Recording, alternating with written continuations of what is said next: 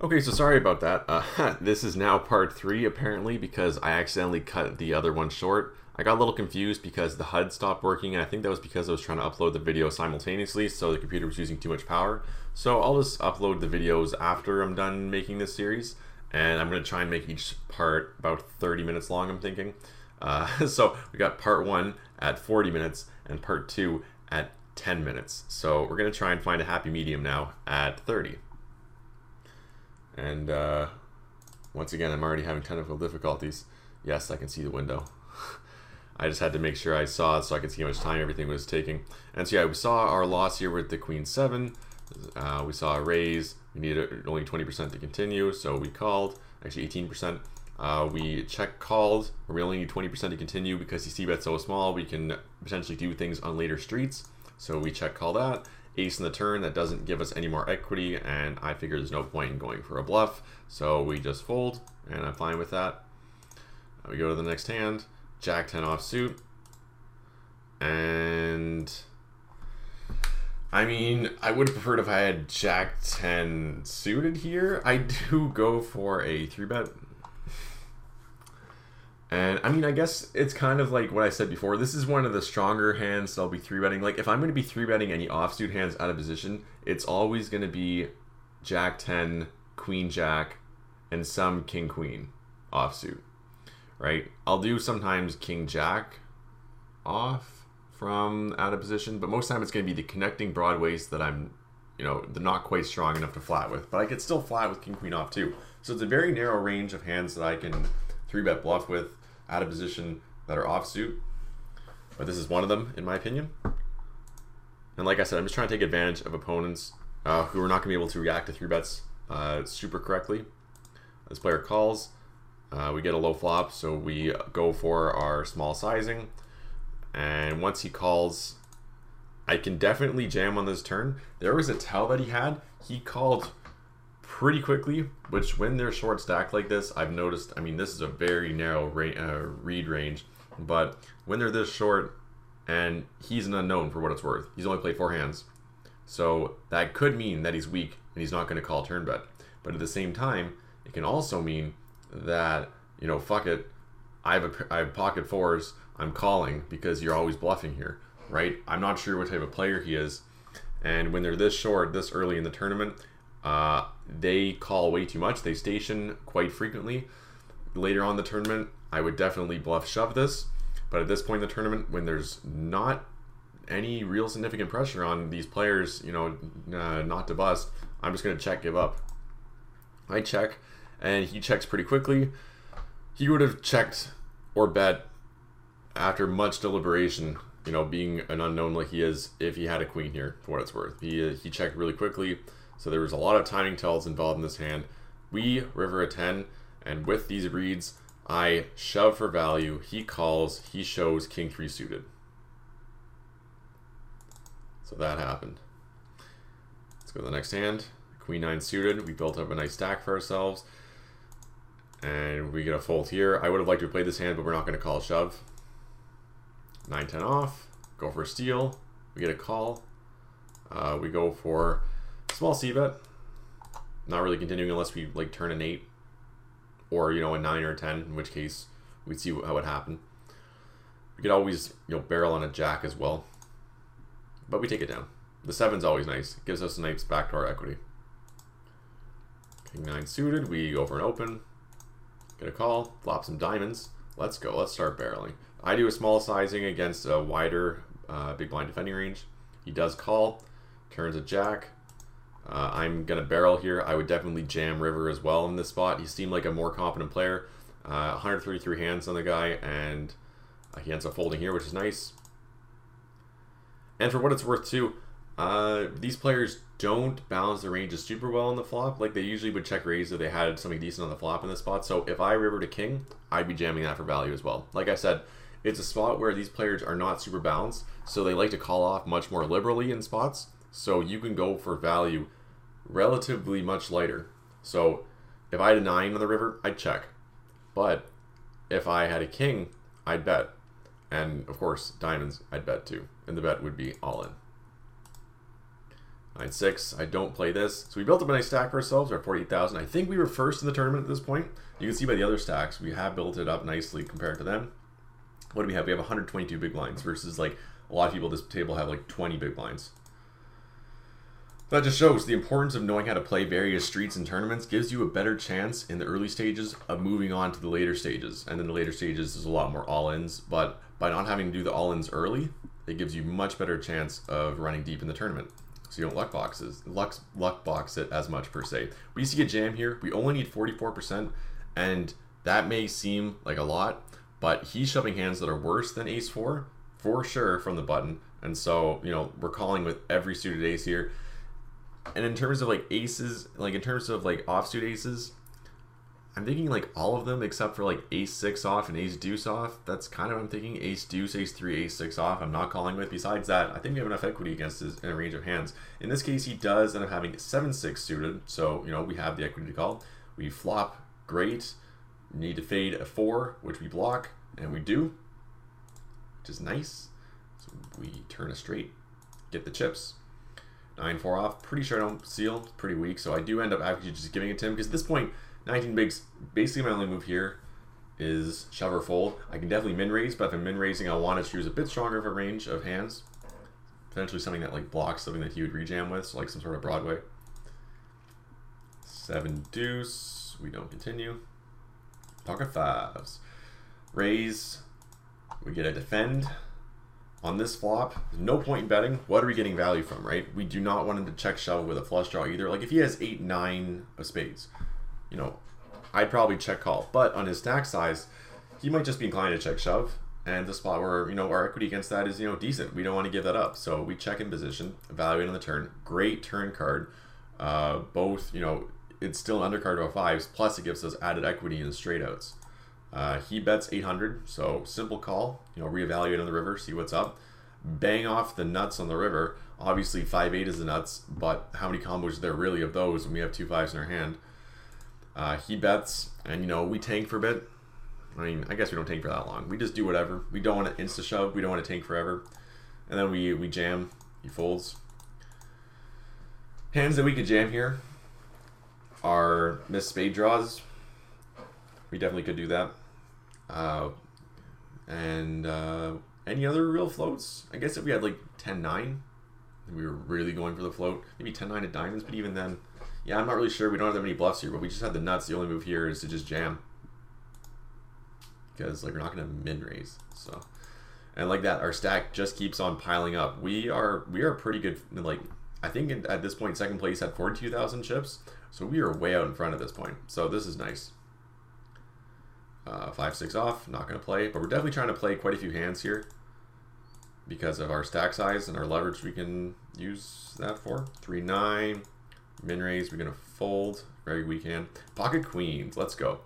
We see a jam, we see a min open and a jam, and I don't insta do it, but I do rejam. Reason being is because there's no point just calling.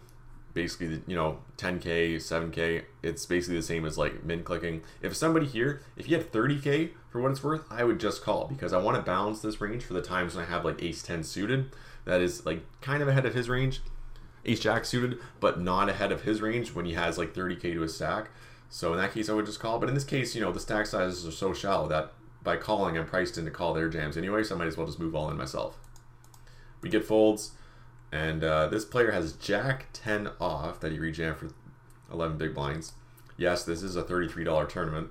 And yes, they are still playing this bad. This is why you don't have to be that good to win at tournaments. Like, this is where the money's at in poker. I you know, cash games, I try playing those, and, like, I can't turn profit for shit. And then I play tournaments, and my shark scope says that lifetime I've made, like, $23,000. So, I don't know, man. If you have the patience. The tournaments, man. King Jack of clubs. We see an open and a jam. We're just not going to continue, unfortunate, but we don't get to play the pretty hand. We fold 4 deuce, fold queen 7. We still have a lot of chips, 64,000. Runaway chip leader at this point, 10-9 suited. We're just going to call. Basically, it's like an all-in call, and I'm just thinking there's going to be enough other players that play the hand. And this hand has decent enough equity anyway against a 2 big blind shoving range. So I'm fine with playing it, and we'll see what's up with the other players. In this spot, we see a raise. What equity do we need? Oh yeah, he calls. He needs 2%. We need 20% equity to continue the hand. I think we definitely have that versus many hands, especially with 10-9. So we call, flop a flush draw, and he bets pretty strongly. And I'm thinking he's only going to bet this if he has like an ace in his hand. So we're not going to jam because if he has an ace, he's going to call every time. And our equity against an ace in this particular spot is, let's see, if he has an ace here, you know, he could be bluffing for what it's worth too. He could have like king queen off and be like, I'm going to c-bet bluff. If he only has an ace here, even though we only need 23% to call, like let's just make sure, yeah, we only need 23% to call. I don't think it'd be correct to call because we're only going to see a turn card if he has an ace. So if he only is betting aces here, like ace queen, ace king, ace jack suited, if he's like 3-betting that pre, then this is an incorrect call because even though we need 23% to call, we're only going to see a turn card. So the chances of hitting a diamond on the turn, about 18%. We need 23%, so it would be incorrect to call. But if he's ever c-betting with hands like king, queen off, then he might shut down with on the turn, and we get to see 2 cards. This is completely fine. We need 23%. We definitely have that in trying to see both cards to hit our diamond flush. We call, brick on the turn, and he basically puts himself all in. We need 30%. We don't have that to hit our diamond. He ends up having ace queen off for what it's worth. And we do end up folding, and unfortunately, you know, we would have gotten there, but I like our reasoning throughout the hand. You know, we only had 17% on the turn and we needed 30%, whereas on the flop, we had 31% and we only need 23%. So if you look at your pot odds in each street, this hand was played completely correct. There's no point in jamming the flop because we're not winning. We only have 31% equity. So that's why it's important to play each street in poker instead of just jamming to try and see all the cards, because you have to think, you know, how's this going to turn out in the long run? So I like our play. King Jack, I do like to open with a bigger stack, and if it folded back to me and jams didn't put any money in, I would have called this. Said I didn't have the opportunity to, and I would have made the nuts. I had the King of Diamonds. So PokerStars is trying to give me the tournament right now, that's for sure. I'm running pretty decent. We see a min raise. I'm definitely calling blind versus blind, even though we only have 17 big blinds. We need 21% equity. We have that against a lot of hands. The only hands we don't have that against are like over pairs. But, you know, besides that, you'll have so many other hands that we're fine to continue with. We flop middle pair. He checks. And this is a spot where a lot of the time I'll check back because we have middle pair. Sorry. We'll check back a lot of time because we have middle pair. It's weak. However, I was saying this earlier when I had ace deuce on the ace high flop. When I check back, if you're c-betting a spot a lot, then you have to include more marginal hands in your c-bet range. Plus, if you're betting small, you can include more hands in this betting range because you're going to have more bluffs in there. You're going to have more merged like middling value hands. And so I do elect to bet this on the small side, like a little bit over a third, because I know I'm going to have a lot of bluffs here, not only semi-bluffs, but just outright bluffs. If I have like 8-7, I might decide to take a stab at this because he's shown some weakness. And so on the flop, I'm going to, you know, just bet with a wide range of holdings. So I want to have some more value in here. He calls, and we turn gin because not only did we turn trips, but another draw just came in that we could be, you know, betting some sort of like clubs that now turn a flush draw. And we check, and he checks, and this is, you know, generally better for his range. In this case, it's good for us because we've merged having the 10 in our flop betting range. So we bet small again so that we can jam the river. And he just, you know, he decides to min raise himself, and we know at this point he's committed, so all in case he has a draw. He calls, and he has aces. Whee! We're running good. And so you can see, actually, if you take it street by street, remember I was talking about pre-flop here? This is one of the only hands that we don't have the correct odds to call with. But even then, it's still close. He min raises blind versus blind. We need 21% equity. 10-4 suited against aces has 18% equity. So it's still almost break even here. If he tells us I have pocket aces, then min raises, we can still call. That's how sick pot odds are. So it's important to understand pot odds when playing poker so you don't give up equity in the long run. Move on to the next hand. Let's go to King 5. I'm pretty sure I don't play. So yeah, I'm like a big chip leader at this point. players are catching up, but I am the chip leader of the tournament. And there's like 70 people left. 44 people get paid, and it started off 354 people, and at this point, yeah, there's about 70 left. And I'm playing probably, I think, 2 or 3 other tournaments at this point. I was at the point where it's like, okay, I'm done registering for tournaments, because I had been playing for a couple hours before starting this one. So I had like a threshold of not starting any more tournaments after like 3 or 4 hours playing, which I like, because then I start playing a lot really poorly if I start tournaments after that. Okay, so we're going to fold a bit and see what's up. 5-9, let's see what's up. Min raise on the button. I do actually call, which seems really strange, but if we flop a 5 or 9, we only need 18%. He's going to be opening wide on the button trying to steal. In this case, we don't. And he checks. I considered betting. If this card was a 7 or lower, I was going to bet here because that's a lot better for my range than his. Overcards to the 7 are much better for his range because the types of hands that he's checking back are missed overcards on this board, and the types of hands I'll have in my range will include the 7, 3, 2, and like gut shots and flush draws and things like that that are very good if the turn comes 7 or lower, because then it's much better for my range. But the 10 helps his range more than mine in general, so I do check, he bets, and I fold.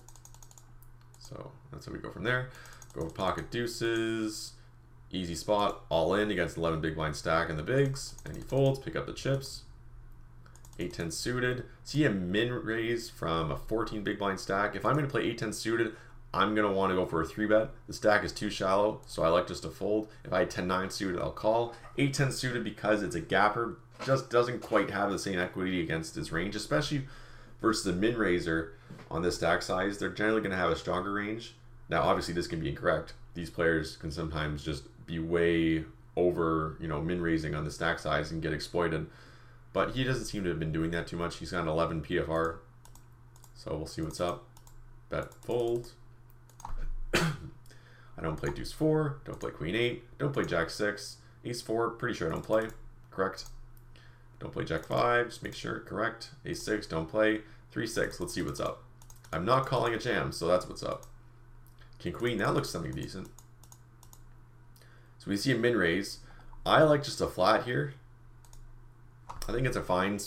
If he's opening wider in the button, which I think he is, we can hover over and see what stats he has. Sorry, they're merged, by the way. Like, my stats are merged in here too.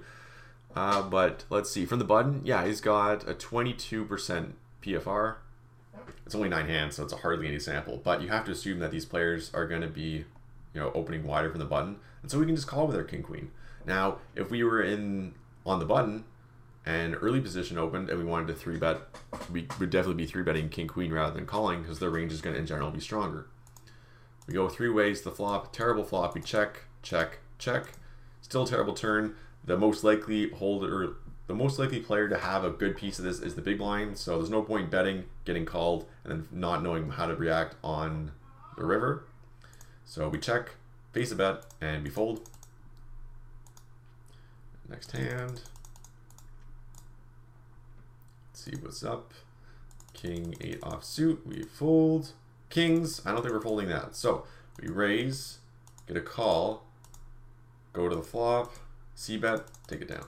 I bet a little bit larger, around 50%, 55% versus players who've called, because when he makes the conscious decision to call, when he didn't have any money invested in the pot besides an ante, he's going to have a stronger range in general. Pocket 8s, he's going to have flush cards, he's going to have queen jack, jack 10, things like that. And a fair amount of that range connects with the queen on this board, or is a pair that's higher than 3, that's less than a queen. So they're going to want to call at least a flop bet, so we can make that flop bet larger.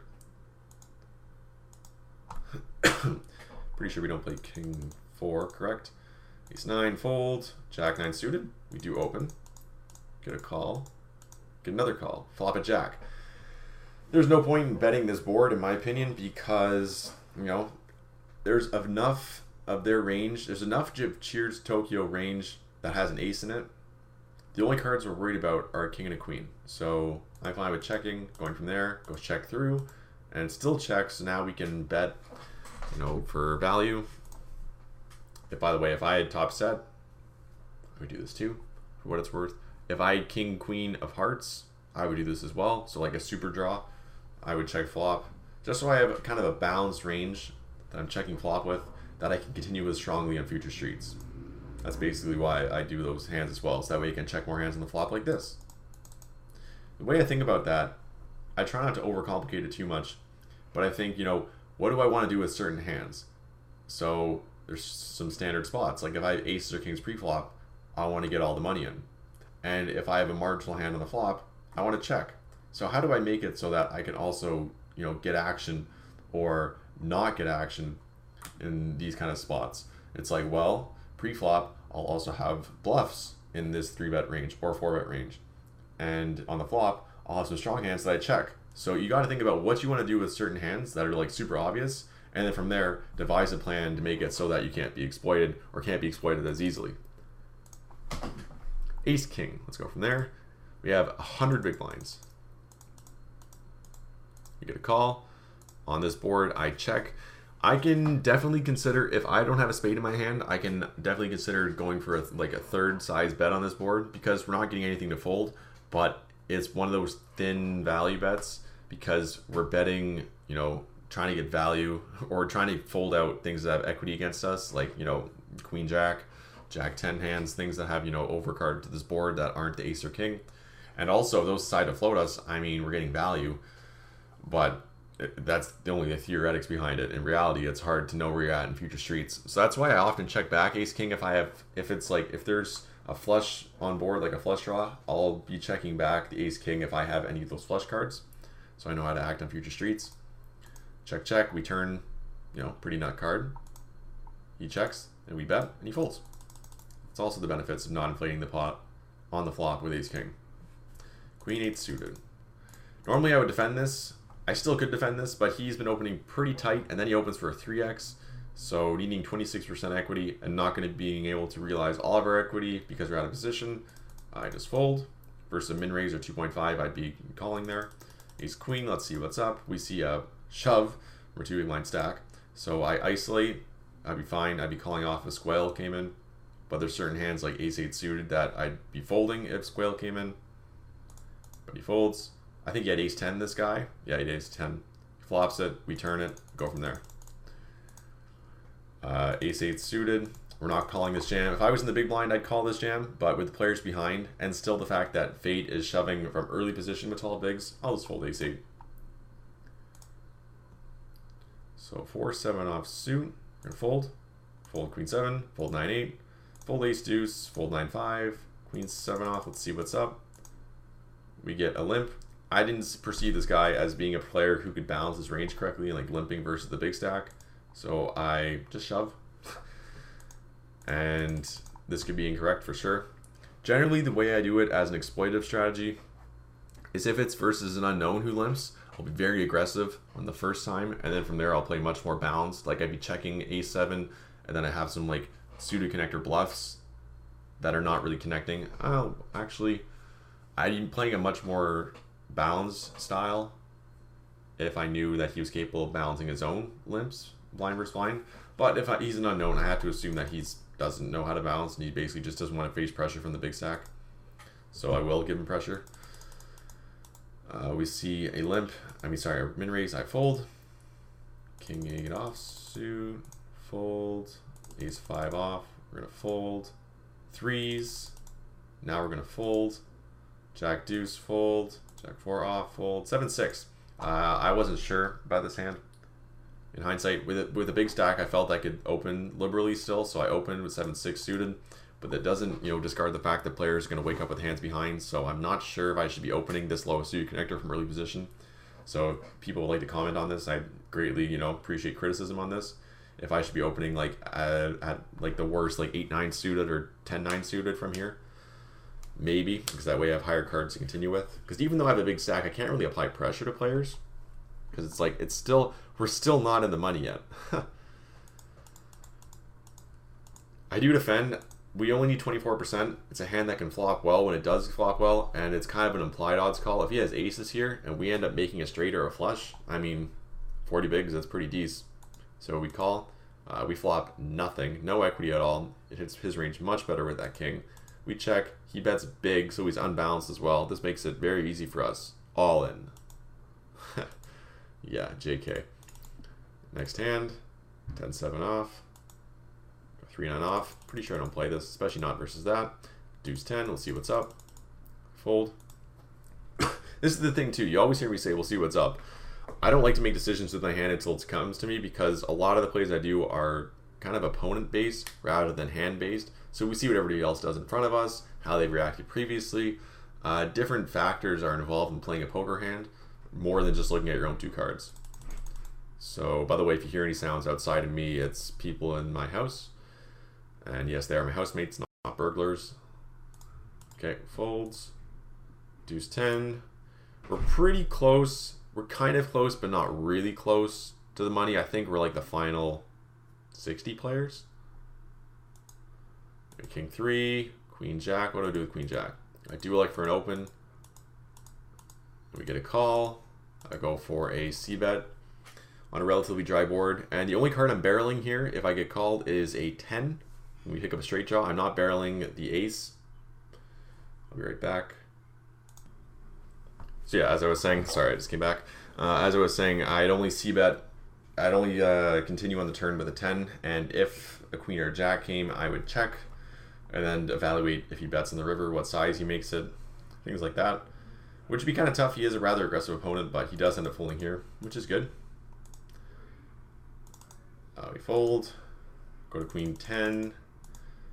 We only need 13% to continue, so we're going to defend with Queen 10. We flop nothing, goes for a bet, we fold. King 3 off. We're not going to continue, so we fold. We got 70 big blinds, pretty good spot right now. And I do elect for a 3-bet here against a player I can pressure on the money bubble. It's not really a bubble yet, but we're in the 60s or 50s, late 50s of players. And so like I said, I like to, 3-bet my suited kings that are weaker like this, because we do block a good king, and we can continue post flop in various situations, such as if we flop like, a king, we can proceed kind of with caution, but see what's up. We have, hidden value in having the 7 in case like there's some sort of like cards to a straight. Also, we flop spades. It's really good. We get called by the big blind, which is, like I said before, early in the tournament when we 3-bet with Queen 10 off and got called by the big blind. This is a pretty mediumly strong range. King Queen, Ace 10, Ace Jack, pocket 7s through jacks, more like pocket 8s through jacks. And so I'm not going to get too out of line post flop. We get a call from this player as well. We do flop a king. We have no back doors. I'm pretty cautious on this board. I'm thinking that Cheersko is going to have a fair bit of this. I don't know about Aussie. He could have whatever, but I'm thinking more about Cheers Tokyo having a piece of this board. So I check, and we see a jam, which I was going to fold to regardless of what Aussie did, but then re-jam. So this is an easy fold. And turns out he had King Queen. Good call, good decision by me. And Jack 9 turned him. We're actually going to end part 3 right here on this hand. Hand 197. I will see you for part 4.